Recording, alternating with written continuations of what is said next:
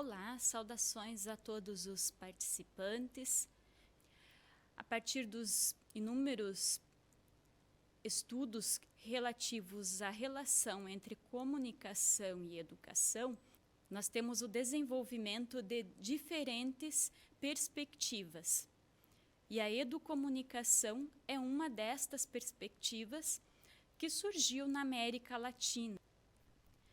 Nós precisamos ter em mente que a América Latina da segunda metade do século XX é um espaço marcado por grandes contrastes, por grande desigualdade social, um conjunto de movimentos conservadores que dominam o poder e muitas ditaduras. Então, nós temos uma realidade de pouca possibilidade de expressão, uma liberdade que é tolhida, muita repressão. Então, nesse contexto é que começam a surgir essas reflexões críticas.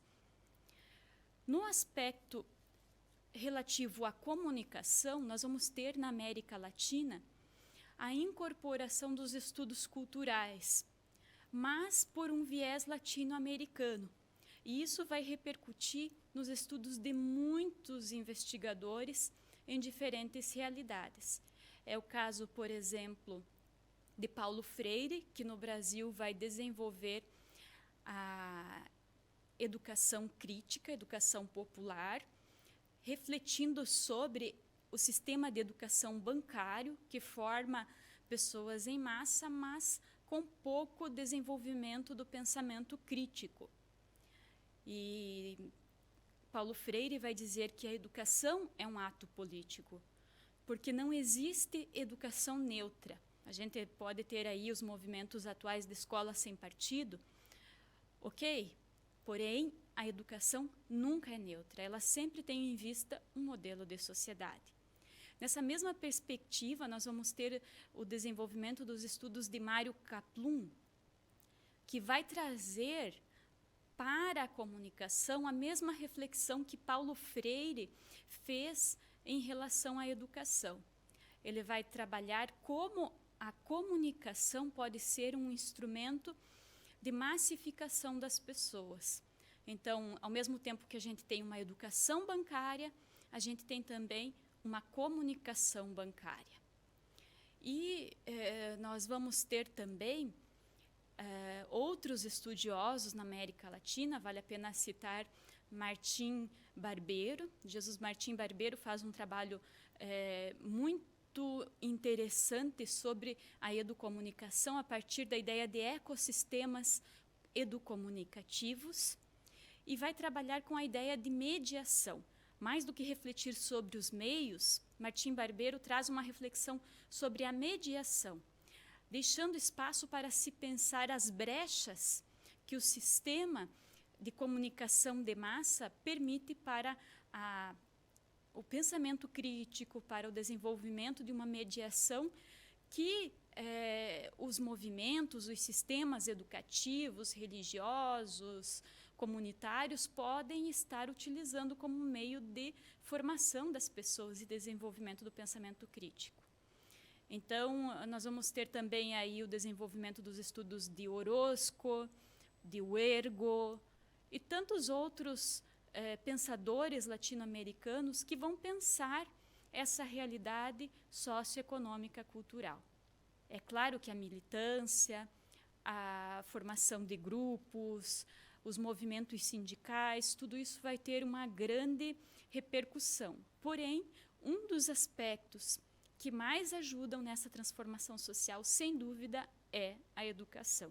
Por isso, esses movimentos de educação e comunicação popular são tão importantes na América Latina. E a educomunicação, ela surge como esse conjunto de ações voltadas ao planejamento e implementação de práticas destinadas a criar ecossistemas comunicativos, abertos, criativos, que garantem as possibilidades de expressão de todos os membros da comunidade educativa. Bem, a educomunicação ela surge num contexto de comunicação de massa. Hoje, a nossa realidade é outra. Nós temos a questão da pós-verdade, da infodemia. Então, como pensar a educomunicação neste momento marcado por uma quantidade tão grande de informações, de desinformação e, ao mesmo tempo, de dificuldade de encontrar a verdade? Nós podemos fazer um paralelo sobre o tempo em que surgiu a educomunicação e o tempo que nós vivemos hoje, e a gente vai ver que há algumas semelhanças muito fortes. Então, esse contexto atual, em que nós temos uma possibilidade imensa de compreensão alternativa dos fatos, nós temos uma produção em escala praticamente industrial de notícias falsas. E aqui a gente não fala apenas de boatos que surgem e que se proliferam nas mídias. Nós estamos falando de esquemas estruturados, organizados para produzir notícias falsas e disseminá-las de forma orgânica entre diferentes grupos da sociedade. Quando nós pensamos que entre as 20 marcas mais importantes, mais valiosas do mundo, 11 são empresas voltadas para a área da comunicação e tecnologia, nós podemos nos questionar como a comunicação está a serviço do poder, está aliada ao poder econômico. E nós vamos ter relatórios como, por exemplo, o The Global Disinformation Disorder de 2019, um relatório emitido pela Universidade de Oxford, que aponta que prevaleceram entre 2016 e 2018 3 tipos de notícias falsas: os bots, os humanos e os ciborgues. E esse relatório da Oxford, ele aponta que entre 70 países pesquisados, 50 utilizaram-se de serviços de notícias falsas, produzindo e disseminando desinformação com interesse político. Então, aqui nós temos uma realidade marcada por uma intensa manipulação midiática. E pela possibilidade que temos hoje de participação através das redes sociais, corre-se o grande risco de pensar que não existe manipulação, que nós somos livres para pensar. Porém, existe um esquema proposto de manipulação midiática que muitas vezes as pessoas não se dão conta. Então, diante disso, o que nós, como sociedade, podemos propor como alternativa? É claro que existem estudos que questionam um pouco se o fato de termos grande quantidade de notícias falsas influencia sobre o pensamento das pessoas, sobre a radicalização das ações. Isso é um pouco questionável, mas é claro que sempre existe a possibilidade crítica diante dessas realidades de desinformação e de manipulação, porém não podemos negar que há um grande investimento de governos, de empresas e de pessoas que desejam manifestar e, mais do que manifestar, impor suas opiniões. Então, diante disso, o que a educomunicação tem como reflexão sobre a realidade? Muitos educadores, muitos pensadores acreditam que a educação é a melhor forma de se alcançar a transformação social. Um povo consciente é capaz de compreender as relações, é capaz de perceber as estruturas de poder, é capaz de refletir conscientemente sobre a realidade. Então, a educomunicação, ela nos traz um ponto de partida que permite essa reflexão crítica. Eu vou expor aqui 3 aspectos que me parecem muito importantes. Um primeiro aspecto é a compreensão prática dos mecanismos de produção midiática. Nós temos, por exemplo, a experiência de Mário Kaplun, que, através da comunicação popular, através do rádio e especialmente do cassete fórum, que era a tecnologia avançada que se tinha na época, ele começa a ajudar as pessoas a exprimirem-se, a expressar-se de forma comunitária. E nesse processo ele vai desenvolvendo o pensamento crítico, a reflexão sobre a sociedade em que estão inseridos. Então, o fato de você estar participando de algum processo de comunicação midiática, como produtor, conhecendo os mecanismos de produção de notícia, de disseminação de notícia, é um primeiro aspecto para tirar aquela imagem ingênua que muitas vezes podemos ter sobre os meios, de que tudo é verdade.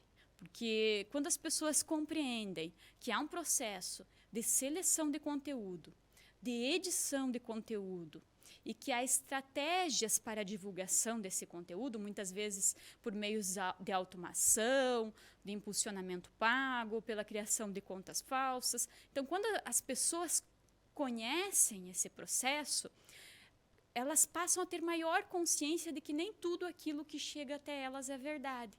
E começa também a questionar essas verdades que são transmitidas.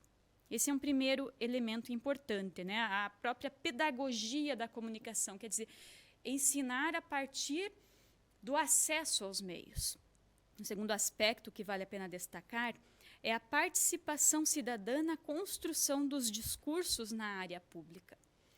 Esse processo de participação, em que todos nós temos a possibilidade de participar através das mídias, não significa que nós tenhamos algo a comunicar. Então, mais importante do que a possibilidade de comunicar é o que comunicar, o como comunicar. E aí vale uma reflexão sobre a participação cidadã. Como ajudar as pessoas, especialmente as novas gerações, a serem produtores de conteúdo com uma consciência cidadã? Nós sabemos que a comunicação ela é aprendida, as habilidades de comunicação nós desenvolvemos no nosso cotidiano. É no cotidiano que a criança aprende a falar, que a criança aprende a trabalhar em grupo, que ela aprende a organizar-se, que as pessoas aprendem a articular grupos e equipes em prol de uma causa. Então, é participando também dos processos de comunicação midiática que ela vai aprendendo a tomar consciência desses processos. É claro que aqui existe um elemento fundamental que é a mediação, o adulto mediador, que ajuda a refletir sobre a prática que vem sendo realizada. Então, não apenas participar, mas ter alguém que faz essa mediação, que seria o papel do educomunicador. E um último aspecto se refere à proposição de processos educativos que desenvolvam a pessoa em sua integralidade. Nós temos que ter consciência e também clareza de que os discursos de ódio, por exemplo, eles só ganham espaço porque há pessoas que acabam concordando com esses movimentos, que acabam concordando com estas ideias. Então, nós temos aqui um problema de formação integral da pessoa. Não basta desenvolver os aspectos cognitivos, os aspectos da razão. Nós temos que ter em mente a formação da pessoa como um todo. Seus aspectos sociais, emocionais, suas crenças, sua religiosidade. Então, como tudo isso é desenvolvido na pessoa? A educação ela precisa ser ampla, precisa ser integral. E é somente uma educação integral capaz de ajudar a pessoa a perceber os seus próprios sentimentos, quais são as suas carências, quais são os seus desejos, é que vai possibilitar que ela haja com uma maior consciência também. Nós vemos que muitos dos discursos negacionistas, dos discursos de ódio, que há pouca referência aos aspectos racionais, mas há um grande investimento nas questões emocionais, afetivas, nas crenças pessoais.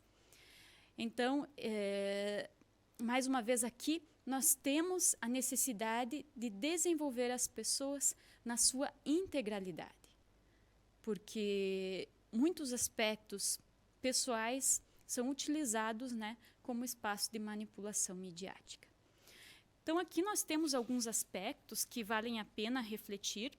Não são receitas prontas que vão fazer uma mudança radical da sociedade, mas são aspectos que precisam ser pensados. Uma educação que parte de um princípio de sociedade igualitária, em que todos têm os mesmos direitos, em que os direitos humanos são respeitados, em que a vida é respeitada e que a pessoa é colocada como centro dos processos, ela automaticamente vai ajudar a sociedade a viver de uma forma mais tranquila, de uma forma mais consciente, de uma forma mais democrática. Então, são aspectos que talvez não mudem a sociedade de uma hora para outra, mas que a longo prazo poderão trazer, sim, grandes mudanças, grandes transformações para a nossa vida nessa nossa casa comum.